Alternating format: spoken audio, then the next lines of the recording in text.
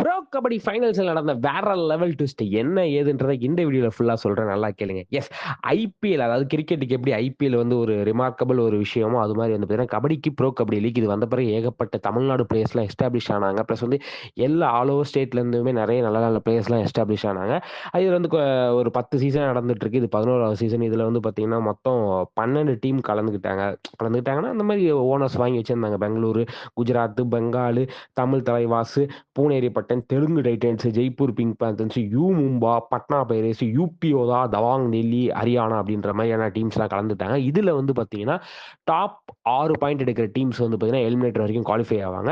அதுல top 2 point இருக்கிறவங்க direct semi finalist. இந்த 4 டீமுக்குள்ள போட்டி போட்டு எந்த 2 டீம் ஜெயிக்குதோ அவங்க வந்து செமி ஃபைனலிஸ்ட் கூட மோதுவாங்க அப்படின்ற மாரி இருக்கும்போது வந்து பார்த்தீங்கன்னா, ஹரியானா ஸ்டீலர்ஸும், தபாங் டெல்லியும் வந்து பார்த்தீங்கன்னா, ஃபைனல்ஸ்க்கு குவாலிஃபை ஆகி போயிட்டாங்க. ஸோ இதெல்லாம் முடிஞ்சு நேத்து நேத்து ஃபைனல்ஸ் நடந்தது. வேற லெவல் ஃபைனலா அப்படின்னு கேட்டீங்கன்னா, அப்படி ஓப்பனிங்ல கெத்தா சொன்னா தான் வந்து பார்த்தீங்கன்னா, ஃபுல் வீடியோ பார்ப்பீங்கன்றதுக்காக வேற லெவல் ட்விஸ்ட்ன்னு சொன்னா, ஆனா வந்து பார்த்தீங்கன்னா, ட்விஸ்ட்டே இல்லாம ஈஸியா அடிச்சு வின் பண்ணி ஹரியானா ஸ்டீலர்ஸ் வந்து பார்த்தீங்கன்னா, 11த் சீசன வின் பண்ணிட்டாங்கன்னே சொல்லலாம். Patna pirates 23 point, Haryana stealers 32 point. அதாவது பயங்கரமா வந்து பார்த்தீங்கன்னா, ஸ்டாக்டிஸா அவர் வந்து கோச் வேற லெவல்ல வெறித்தனமா விளையாடுவாரு ஹரியானா ஸ்டீலர்ஸ் கோச்.